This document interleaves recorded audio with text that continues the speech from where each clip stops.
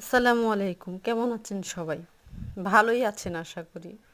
আজকে একটা uncommon recipe দিব।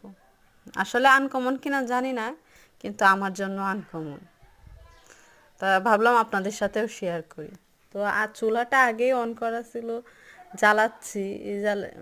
এর মধ্যে তেল, পেঁয়াজ কুচি, হলুদ, শুকনা মরিচের গুঁড়া, তারপর কাঁচা মরিচ, এগুলা সব আগে দিলাম। দেওয়ার পরে আপনার অনেকক্ষণ নাড়াচাড়া করে মশলাটা কষানোর পরে এটার মধ্যে দিয়ে দিলাম ডাল। এখন ডালের সাথে ওই আগে থেকে মশলাটা দেওয়া ছিল ওইটা মিক্সড করতেছি।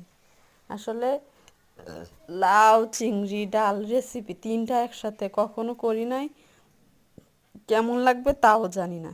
এখন হচ্ছে ডালটা তেলের উপর মানে কষায় নিলাম। দেখলাম যে না, এখন একটু লেগে লেগে যাচ্ছে, দিয়ে দিলাম অল্প পানি। তারপরে আগে থেকে ধোয়া লাউ চিংড়ি এটা দিলাম। পাতিলটা ছোটো হওয়ার কারণে হচ্ছিল না, কিন্তু লাউটা তো কষানোর পরে কমেই যাবে, এই জন্য কতক্ষণ ঝাঁকড়ায় নিলাম মিক্সড করার জন্য। মিক্সড করে তারপরে পাতিলটা ছোটো হওয়ার কারণে সহজে মানে নাড়াচাড়া করা যাচ্ছে না, এই জন্য কতক্ষণ ঝাঁকড়ায় নিলাম। ঝাঁকড়ায় নিয়ে কিছুক্ষণ রেখে দিলাম।